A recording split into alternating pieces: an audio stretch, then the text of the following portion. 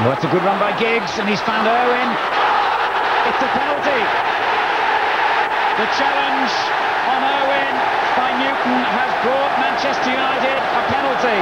And I don't think there can be any debate about that decision, Ray.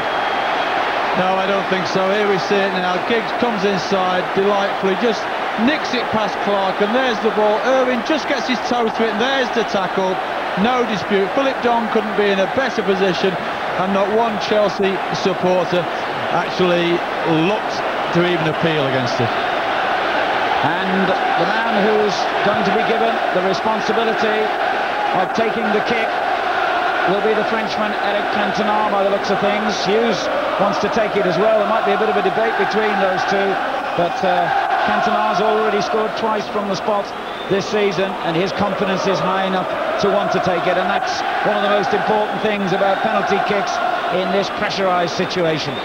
So, Manchester United have a wonderful opportunity here to take the lead, somewhat against the run of play, you would argue, but that doesn't really matter. It's Cantona against Karim from a distance of 12 yards. And Cantona has scored! Manchester United are in front!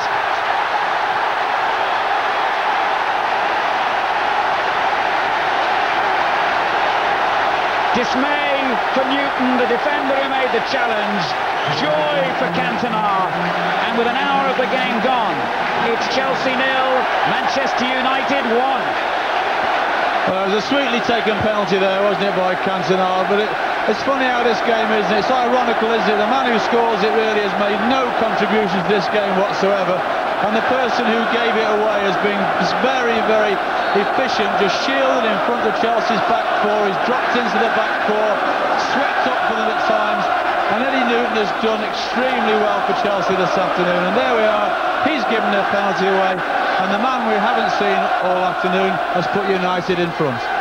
So United are half an hour away from history, the champions of England. Glenn might bring himself on. I can see on the far side on the track that Glenn Hoddle is actually warming up, so it must now be going through his mind. It's the time for him to come on and try and put an influence on this Chelsea side. Now then, he might have a lot of work to do if he does come on, as Sinclair takes on Kanchelskis, and the referee is pointing to the spot again. And I have to say, on this occasion, I totally disagree with Mr. Ellery. In my opinion, there's no way that was a penalty. Oh, quite rightly. There we see, look, shoulder to shoulder. Kanchelskis throws himself to the floor. No way was that a penalty. Here we can see it. It's just the old-fashioned shoulder charge. Kanchelskis makes a meal of it. And David Ellery, for me, that was an awful decision. A decision which is obviously going to decide this game, I would say. And Chelsea can feel really hard done by that, because it was a delightful ball. Kanchelskis was onto it, but it was a very, very fair challenge as far as I was concerned. I completely agree. Twice in the space of 5 minutes, referee David Ellery has pointed to the penalty spot. Twice Chelsea have been the victims. The first time, absolutely spot on. That time, a very controversial decision has gone against Sinclair, and Cantona can score again and surely make the cup almost safe for Manchester United.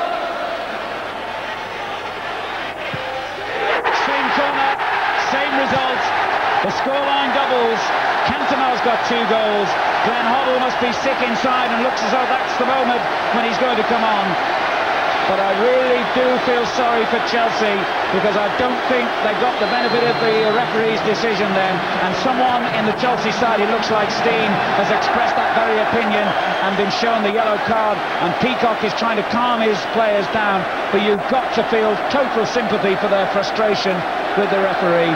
To see a game in which they've been playing so well suddenly go away from them. Well, now here's possibly the only man who can turn it back into their favour again. With 24 minutes remaining, Glenn Hoddle is coming on to replace Craig Burley. Well, Glenn will really have to sort of weave his magic now. He'll have to steady his side down and say, come on, let's start playing football again. What's happened has happened. We can't do anything about it. It's a terrible decision.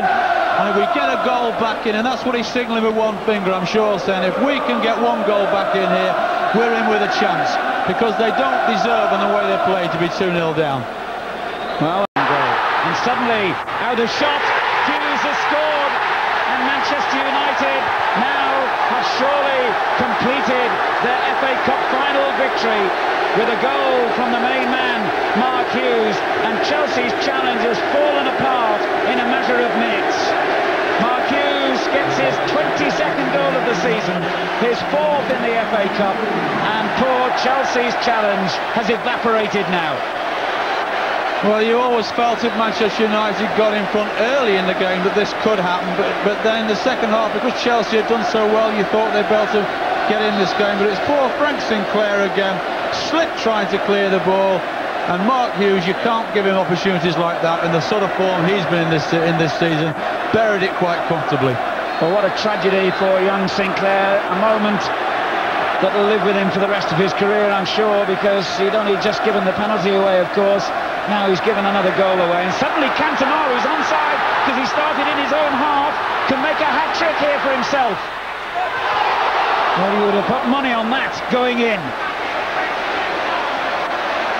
Well, he'll be disappointed there, and Chelsea at the moment have just lost total discipline. I mean, Eric Cantona, when he picked that ball up, it made his run from inside his own half. There was no Chelsea player within 10 yards of him to actually pick up his run.